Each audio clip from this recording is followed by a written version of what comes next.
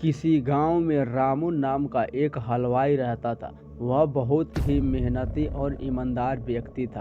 उसके हाथ से बनाए गए मिठाई काफ़ी स्वादिष्ट होते थे, जिस कारण से दूर दूर के लोग उसे अपने यहाँ कोई आयोजन होने पर मिठाई बनवाने के लिए बुलाते थे। एक बार की बात है, रामू को अपने घर के बगल वाले गांव में मिठाई बनाने के लिए जाता है। वह सुबह से मिठाई बनाना स्टार्ट करता है तो रात के 10 बजे तक उनका कार्य संपन्न हो जाता है।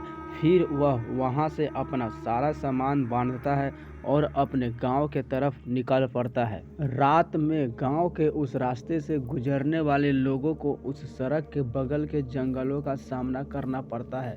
रामू भी उस रात उसी रास्ते से गुजरा।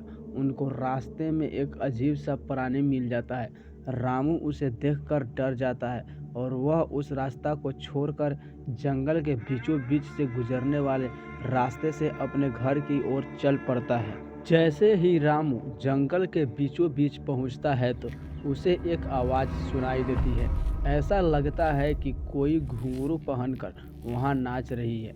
रामू इधर उधर देखता है, उसे कुछ दिखाई नहीं देता है। जैसे जैसे रामू आगे बढ़ता है वैसे वैसे उस पायल की आवाज़ रामू के काफ़ी करीब आता जाता है। रामू तो एकदम से डर जाता है। वे सोचने लगता है कि यह मेरे साथ क्या हो रहा है। रामू जैसे ही थोड़ा आगे बढ़ता है वैसे ही अचानक से उसके सामने लाल साड़ी में एक कन्या प्रकट होती है। वह इतनी खूबसूरत होती है कि रामू उसे देखते ही रह जाता है। उसी रात में वह कन्या अपने पायल को बजाती हुई डांस करने लगती है। यह देखकर रामू को इतना सुकून मिलता है कि वह देखते देखते वहीं पर सो जाता है। उसके बाद वह कन्या अपने असली रूप में आती है और रामू के करीब से रामू को खूब देखती है। वह देखते देखते रामू के गर्दन पर अपने नुकीले नाखून से वार करती है और उसे तड़पा तड़पा कर मार देती है। और उसी रात में रामू के शरीर का पूरा खून वह कन्या चूस डालती है और उसके शरीर को जानवरों द्वारा चीर फाड़ देता है। सुबह उसके शरीर के एक भी अंग का पता नहीं चलता है। उसके परिवार वाले काफ़ी हैरानी जताते हैं।